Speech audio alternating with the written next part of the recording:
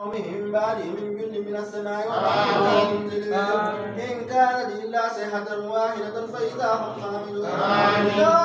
حسرة على العباد ما يأتيهم من رسول إلا كانوا به يستهزئون أولم يروا كما أهلكنا قبلهم من القرون أنهم إليهم لا يرجعون وإن كل لما جميع لدينا محضرون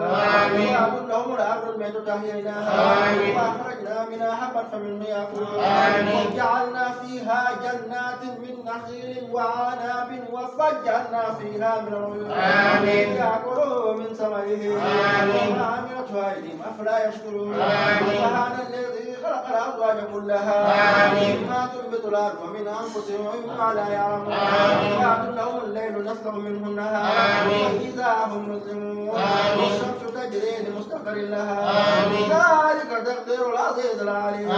والقمر قدرناه منازل وجعل كالعرجون القدير الشمس ينبغي لها أن تدرك القمر والليل سابق النهار